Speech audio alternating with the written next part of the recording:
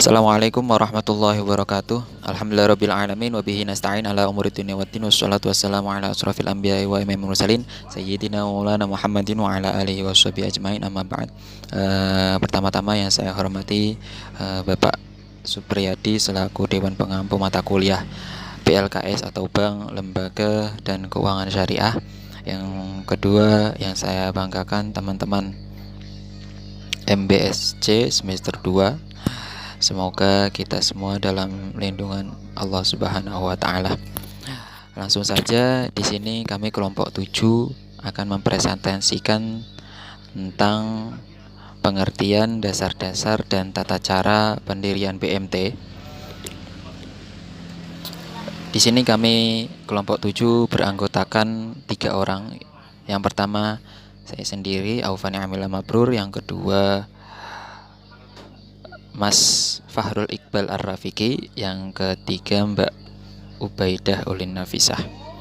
Langsung saja di sini kami akan menjelaskan tentang pengertian Baitul Mal wa Tamwil atau bisa disebut BMT. BMT ini secara lughawi berarti rumah dana dan Baitul Tamwil berarti rumah usaha. Nah, dari segi bahasa, Baitul Mal adalah rumah uang atau lembaga keuangan yang berorientasi sosial keagamaan, yang kegiatan utamanya menampung serta menyalurkan harta masyarakat yang berupa zakat, infak, dan sedekah atau juga bisa disebut ZIS. Sedangkan Baitul Tanwil adalah lembaga keuangan yang kegiatan utamanya yaitu menghimpun dana dari masyarakat dalam bentuk tabungan atau simpanan maupun deposito dan menyalurkan kembali kepada masyarakat dalam bentuk pembiayaan berdasarkan prinsip-prinsip syariah melalui mekanisme yang lazim dalam dunia perbankan. Selanjutnya yaitu dasar-dasar Baitul Mal wa Tamwil atau BMT. Nah, di sini visi dan misi Baitul Mal wa Tamwil yaitu yang pertama visinya yaitu mewujudkan lembaga yang profesional dan dapat meningkatkan kualitas ibadah. Nah, kualitas ibadah ini, ibadah apa yang harus kita pahami, yaitu ibadah dalam arti luas, tidak hanya menyangkut sholat, puasa, tetapi di sini lebih luas, menyangkut seluruh aspek kehidupan gitu. Sehingga setiap kegiatan BMT harus berorientasi pada upaya mewujudkan ekonomi yang adil dan makmur dalam tuntunan syariah gitu. Nah, di sini visi BMT yaitu membangun dan mengembangkan tatanan perekonomian dan struktur masyarakat madani berkemakmuran dan berkemajuan serta berkeadilan yang berlandaskan syariah ya dan ridho Allah Subhanahu wa taala. Dan selanjutnya yaitu tujuan didirikannya BMT yaitu untuk meningkatkan kualitas ekonomi masyarakat untuk kesejahteraan anggota pada khususnya dan pada masyarakat umumnya. Seperti itu. Nah, di sini fungsi dari Baitul Mal wa Tamwil atau BMT ada 5, yang kita ringkas ada 5. Yang pertama yaitu menghimpun dan menyalurkan dana. Yang kedua, pencipta dan pemberi likuiditas. Yang ketiga, sumber pendapatan. Yang keempat, pemberi informasi kepada masyarakat mengenai resiko, keuntungan dan peluang yang ada pada lembaga tersebut. Yang kelima, sebagai satu lembaga keuangan mikro Islam yang dapat memberikan pembiayaan bagi hasil usaha kecil, mikro, menengah, dan juga koperasi dengan kelebihan tidak memberatkan bagi UMKM tersebut gitu. Yang selanjutnya di sini fungsi BMT di masyarakat yaitu yang pertama meningkatkan kualitas SDM anggota BMT sendiri, terus pengurus dan pengelola menjadi lebih profesional. Yang kedua, mengorganisasi dan memobilisasi dana sehingga dana yang dimiliki oleh masyarakat dapat termanfaatkan secara optimal di dalam dan di luar organisasi untuk kepentingan rakyat yang banyak, atau juga bisa ya kita saling membantu gitu. Khairun nas anfa'uhum linnas, seperti itu. Yang ketiga yaitu mengembangkan kesempatan kerja. Yang keempat, mengukuhkan dan meningkatkan eh, meningkatkan pasar atau produk-produk anggota, seperti itu. Jadi di sini fungsi-fungsi BMT di masyarakat yaitu ya tadi khairun nas anfa'uhum linnas itu. Jadi saling membantu. Ya, selanjutnya nanti akan dilanjutkan oleh Mas Iqbal Ar-Rafiqi. Waktu dan tempat kami persilakan.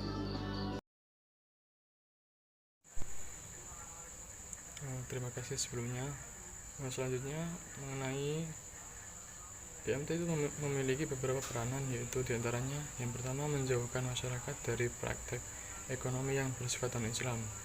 Yang kedua melakukan pembinaan dan pendanaan usaha kecil atau mikro. Yang ketiga melepaskan ketergantungan pada rentenir. Dan yang terakhir itu menjaga keadilan ekonomi masyarakat dengan distribusi yang merata. Kemudian selain itu ada peran BMT di masyarakat, yaitu yang pertama sebagai motor penggerak ekonomi dan sosial masyarakat banyak. Yang kedua sebagai ujung tombak pelaksanaan sistem ekonomi Islam. Yang ketiga sebagai penghubung antara kaum agnia yang kaya dan kaum duafa atau miskin. Dan yang terakhir itu sebagai sarana pendidikan informal untuk mewujudkan prinsip hidup yang barokah. Dan selanjutnya itu ada prinsip operasional BMT. BMT dengan sistem bagi hasil itu dirancang untuk terbinanya kebersamaan dalam menanggung resiko usaha dan berbagi hasil usaha antara pemilik dana, yaitu Rabbul Mal yang menyimpan uangnya di BMT.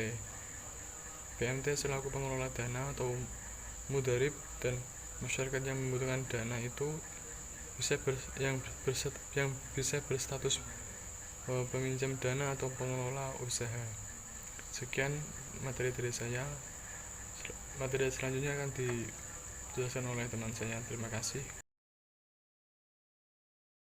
Sebelumnya perkenalkan, nama saya Ubaidah Ulin Nafisa dengan NIM 2020310072. Di sini saya akan melanjutkan materi yaitu tentang tata cara pendirian Baitul Mal wat Tamwil atau biasa disebut dengan BMT. Yang mana di sini ada 10 tahap, yaitu yang pertama, pemprakarsa dan juga pendamping harus menyiapkan diri, baik dari segi waktu, pikiran, dan semangat untuk memotivator pendirian BMT. Nah, tokoh pemprakarsa di sini yaitu misalnya kepala desa atau aparat desa yang telah membuat daftar para tokoh masyarakat yang berpotensi untuk berperan aktif dalam mendirikan BMT, seperti pengurus dari lembaga masyarakat, ormas-ormas Islam, dan lain sebagainya. Sedangkan P3 terdiri dari penasehat dan juga panitia. Dalam memilih penasehat yaitu yang mempunyai pengaruh oleh masyarakat banyak, dan panitia sendiri yaitu yang memiliki dasar kemampuan mencari dukungan dan diterima oleh masyarakat tersebut.